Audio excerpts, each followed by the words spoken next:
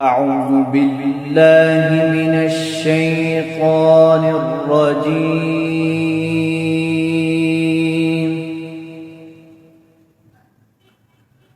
بسم الله الرحمن الرحيم.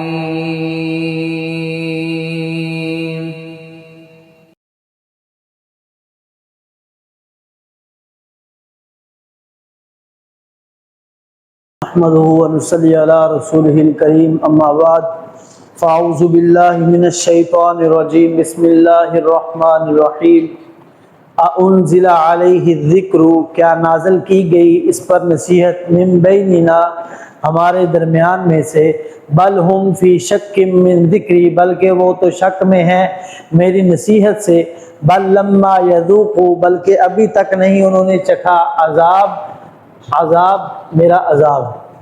اللہ رب العالمین یہاں پر قریش مکہ، کفار مکہ کی باتوں کا تذکرہ فرما رہے ہیں کہ وہ نبی علیہ السلام کا انکار کیوں کیا کرتے، آپ علیہ السلام پر ایمان کیوں نہیں لائے، کہ وہ سمجھتے کہ یہ جو ہمارے درمیان پیدا ہونے والا اور ہم میں پلنے بڑھنے والا یہ کیسے نبی بن گیا، کہ یہی ہمارے درمیان نبی بننے والا تھا.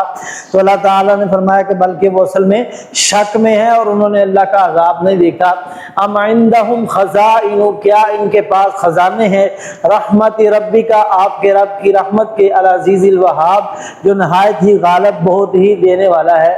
یعنی وہ نبی علیہ السلام پر یہ اعتراض کرتے کہ مکے کے اندر مال و دولت والے تو ہم ہیں، چودراہٹوں والے تو ہم ہیں، تو یہ کیسے ہمارے درمیان نبی بن گیا، کیا اس کے عزیز اور وہاب رب نے اس پر کوئی اتنا بڑا فضل اور اس پر کوئی اتنا زیادہ دنیا کا مال و دولت دیا ہے اس کو جو یہ نبی بنے ہیں. تو فرمایا ام لہم ملک، یا ان کے لیے بادشاہی ہے، سماوات والارض، آسمانوں اور زمین کی، وما بینہما، جو ان دونوں کے درمیان ہے، فلیرتقوا، تو چاہیے کہ وہ چڑھ جائیں آسمان پر، فی الاسباب، رسیوں کے ذریعے. اب ایک اور بات کرتے کہ اگر یہ نبی علیہ السلام ہے، پکے سچے نبی ہیں، تو ان کے پاس کوئی دنیا کی بادشاہت ہو، کوئی دنیا کا مال و متاع ہو اور کوئی زمین و آسمان کے خزانے ہوں اور یہ ہمارے سامنے آسمانوں کی طرف چڑھ کر دکھلائیں، یعنی وہ باتیں جو انتہائی نامناسب کہ نبی علیہ السلام کے بارے میں یہ اعتراضات کرنا کہ یہ تو ہماری ہی طرح کے ہیں، یہ کیسے نبی ہو سکتے ہیں. تو اللہ تعالیٰ نے ان باتوں کا یہاں پر تذکرہ کیا. اللہ ہمیں سمجھنے کی، عمل کرنے کی توفیق عطا فرمائے.